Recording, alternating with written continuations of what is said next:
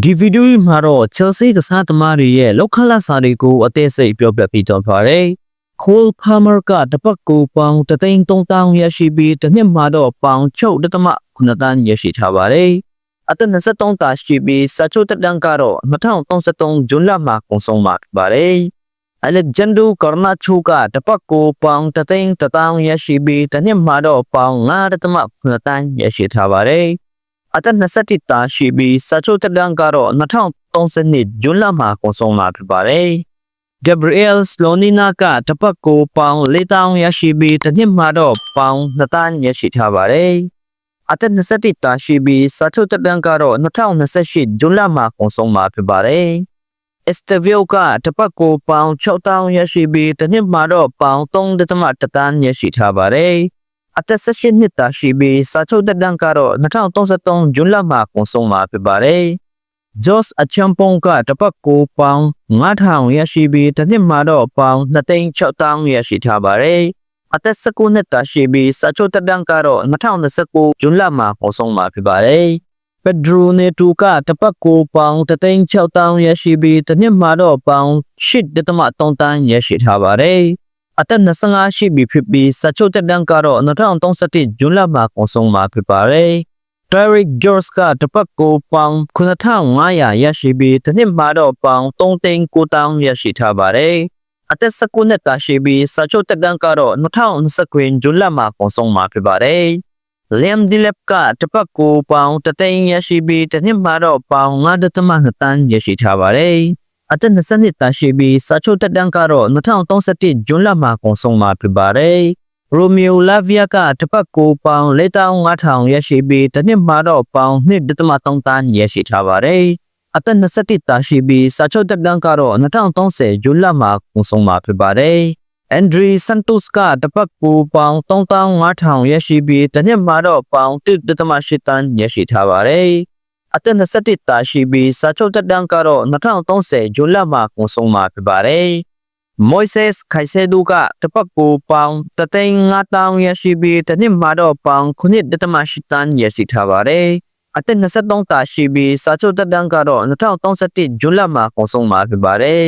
။ Marc Guéhi ကတပတ်ကိုပေါင်9,000ရရှိပြီးတစ်နှစ်မှာတော့ပေါင်2.6 တန်းရရှိထားပါတယ်။အသက်19နှစ်တာရှိပြီးစာချုပ်တက်တန်းကတော့2029ဇွန်လမှာကုန်ဆုံးမှာဖြစ်ပါတယ်။ Dario Izubu ကတပတ်ကိုပေါင်4,000ရရှိပြီးတစ်နှစ်မှာတော့ပေါင်2တန်းရရှိထားပါတယ်။အသက်20တာရှိပြီးစာချုပ်တက်တန်းကတော့2033ဇွန်လမှာကုန်ဆုံးမှာဖြစ်ပါတယ်။ Malo Gusto ကတပတ်ကိုပေါင်4,500ရရှိပြီးတစ်နှစ်မှာတော့ပေါင်2.3 တန်းရရှိထားပါတယ်။အသက်22တာရှိပြီးစာချုပ်တက်တန်းကတော့2030ဇွန်လမှာကုန်ဆုံးမှာဖြစ်ပါတယ်။ Joel Hato ကတပတ်ကိုပေါင်3,200ရရှိပြီးတစ်နှစ်မှာတော့ပေါင်6.2 တန်းရရှိထားပါတယ်။အသက်19နှစ်တာရှိပြီးစာချုပ်တက်တန်းကတော့2032ဇွန်လမှာကုန်ဆုံးမှာဖြစ်ပါတယ်။ Levi Colwill ကတပတ်ကိုပေါင်3,000ရရှိပြီးတစ်နှစ်မှာတော့ပေါင်9.2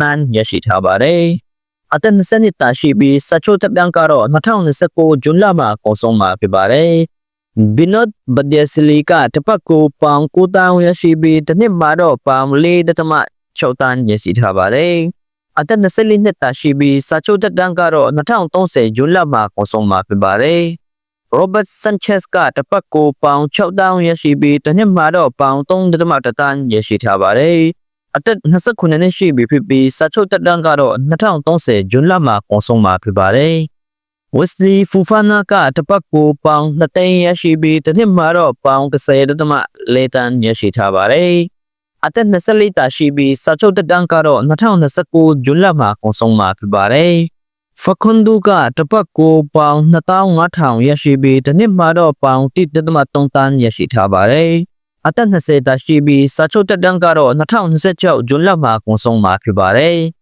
Enzo Fernandez ကတပတ်ကိုပေါင်3,800ရရှိပြီးတစ်နှစ်မှာတော့ပေါင်9.3 တန်းရရှိထားပါတယ်။အသက်24တာရှိပြီးစာချုပ်တက်တန်းကတော့2032ဇွန်လမှာကုန်ဆုံးမှာဖြစ်ပါတယ်။ Trevoh Chalobah ကတပတ်ကိုပေါင်9,000ရရှိပြီးတစ်နှစ်မှာတော့ပေါင်2.6 တန်းရရှိထားပါတယ်။အသက်26နှစ်ရှိပြီဖြစ်ပြီးစာချုပ်တက်တန်းကတော့2028ဇွန်လမှာကုန်ဆုံးမှာဖြစ်ပါတယ် ဂျာအိုပဒိုကတစ်ပတ်ကိုပေါင်3,2,500ရရှိပြီးတစ်နှစ်မှာတော့ပေါင်6.5 တန်းရရှိထားပါတယ်အသက်23တာရှိပြီးစာချုပ်တက်တန်းကတော့2033ဇွန်လမှာကုန်ဆုံးမှာဖြစ်ပါတယ်မာကူခရီလာကတစ်ပတ်ကိုပေါင်3,9,500ရရှိပြီးတစ်နှစ်မှာတော့ပေါင်9.1 တန်းရရှိထားပါတယ်အသက်20ခွင်ရှိပြီဖြစ်ပြီးစာချုပ်တက်တန်းကတော့2028ဇွန်လမှာကုန်ဆုံးမှာဖြစ်ပါတယ်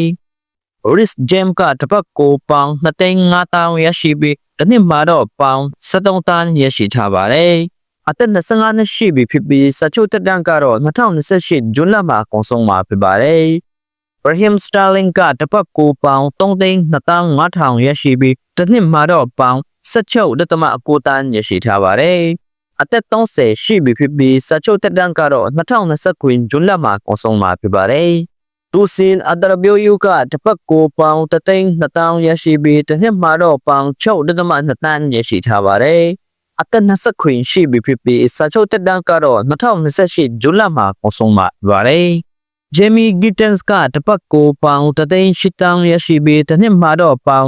9.6 တန်းရရှိထားပါတယ်။အသက်21တာရှိပြီးစာချုပ်တက်တန်းကတော့2032ဇွန်လမှာကုန်ဆုံးမှာဖြစ်ပါတယ်။ Excel Decisive ကတစ်ပတ်ကိုပေါင်8,000ရရှိပြီးတစ်နှစ်မှာတော့ပေါင်4.1 တန်းရရှိထားပါတယ်။အသက်20ခွင်ရှိပြီဖြစ်ပြီးစာချုပ်တက်တန်းကတော့2029ဇွန်လမှာကုန်ဆုံးမှာဖြစ်ပါတယ်။ Philip Jorgensen ကတစ်ပတ်ကိုပေါင်9,000ရရှိပြီးတစ်နှစ်မှာတော့ပေါင်2.6 တန်းရရှိထားပါတယ်။အသက်23တာရှိပြီးစာချုပ်တက်တန်းကတော့2031ဇွန်လမှာကုန်ဆုံးမှာဖြစ်ပါတယ်။ Mikhailo Mudryk ကတစ်ပတ်ကိုပေါင်3,000ရရှိပြီးတစ်နှစ်မှာတော့ပေါင်9.2 တန်းရရှိထားပါတယ်။အသက်24နှစ်တာရှိပြီးစာချုပ်တက်တန်းကတော့2031ဇွန်လမှာကုန်ဆုံးမှာဖြစ်ပါတယ်။ Mudryk ကစီးကြပြီး2024ဒီဇင်ဘာမှာ FA ကဘန်တာချင်းခံရတာဖြစ်ပါတယ်။အခုကျွန်တော်ပြောပြထားတဲ့ကစားသမားတွေရဲ့လက်စာပမာဏဒဏ်ရာရသည်ဖြစ်စေကစားခွင့်မရသည်ဖြစ်စေကလပ်ကနေပြုတ်ပြရမယ်သူတို့ရဲ့အခြေခံလက်စာတွေပဲဖြစ်ပါတယ်။ကစားသမားတွေကသူတို့ရဲ့လက်စာအပြင်ပုံရိပ်တုံးပြုတ်ခါနဲ့ bonus တွေကိုပါရရှိကြပါတယ်။ဥမာအနေနဲ့ပြောရရင် Champions League ဖလားအမတ်ပေးဖလားနဲ့အခြားသောဖလားတွေအပြင် Ballon d'Or, Golden Boot နဲ့အခြားသောတအုပ်ချင်းအကောင်းဆုံးဆုတွေကိုစက္ကူနိုင်မယ်ဆိုရင် club နဲ့ချုပ်ဆိုထားတဲ့စာချုပ်ပေါ်မူတည်ပြီး bonus တွေရရှိကြမှာဖြစ်ပါတယ်။အခုကျွန်တော်ပြောပြထားတဲ့ကစားသမားတွေရဲ့လက်စာပမာဏအစိုးရစီကိုအခုပေးမဆောင်ရတဲ့ပမာဏပဲဖြစ်ပါတယ်။ Premier League ကစားသမားတွေက UK အစိုးရစီကိုဘယ်လိုပုံစံမျိုးနဲ့အခုပေးဆောင်ရတာလဲဆိုတာတော့အခုကျွန်တော်ပြထားတဲ့ပုံလေးတိုင်းပဲဖြစ်ပါတယ်။ဒါ UK အစိုးရကသတ်မှတ်ထားတဲ့အကွက်နှုန်းထားပဲဖြစ်ပါတယ်။ဒီဗီဒီယိုလေးကိုကြည့်ရှုပေးတဲ့အတွက်အားလုံးကိုကျေးဇူးတင်ပါတယ်။